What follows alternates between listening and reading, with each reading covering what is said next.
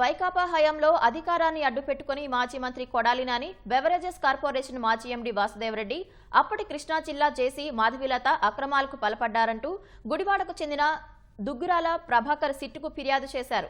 గుడివాడలోని beverages godown కాలపరిమితి ముగియక ముందే మార్చడంపై ప్రశ్నించిన తన తల్లిని వాసుదేవరెడ్డి అసభ్యంగా దూషించారని, ఆ వ్యాఖ్యలకు మనస్తాపం చెందిన తన తల్లి కొద్ది రోజులకే మరణించిందన్నారు. బహిరంగ టెండర్ ద్వారా తన తల్లి సీతా మహాలక్ష్మి బెవరేజెస్ గోడౌన్ దక్కించుకున్నారని, వైకాపా అధికారంలోకి వచ్చిన తర్వాత అక్రమంగా గోడౌన్ మార్చారని ప్రభాకర్ రెడ్డి ఆరోపించారు.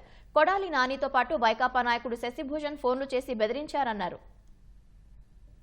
వాసుదేవరెడ్డి గారు అనే ఆయన బ్రేవరీస్ కార్పొరేషన్ లిమిటెడ్ చైర్మన్ ఎండీగా వచ్చిన తర్వాత ఆయన చేసిన వికృత చేష్టల వలన నా తల్లిగారు మరణించారు. 2011లో పబ్లిక్ టెండర్ ద్వారా ఈ గోడౌన్ లీస్ట్ టెండర్ వేసి మేము పొంది ఉన్నాము. జగన్మోహన్ రెడ్డి గారు గవర్నమెంట్ 2019లో వచ్చినాక దౌర్జన్యంగా పద్మారెడ్డి అనే వ్యక్తి కొడాలి నాని గారి సహకారంతో దౌర్జన్యంగా ప్రవర్తించి నా గోడౌన్లోని డిపో మేనేజర్ని వాళ్ళని బెదిరించి వాసుదేవరెడ్డి గారు అనే ఎండీ గారికి రూడ్ గా బిహేవ్ చేశారండి. ఆయన లీజ్ అగ్రిమెంట్ ఉండగానే ఆయన మీ గోడౌన్ ఖాళీ చేస్తున్నానని నోటీస్ ఇచ్చారు. సరే, ఇది తెలిసిన తల్లిగారు ఫోన్ చేసి అడిగితే ఆవిడ వయసు కూడా చూడకుండా ఆవిడే ఓనర్ అండి, మా తల్లిగారే ఓనరు.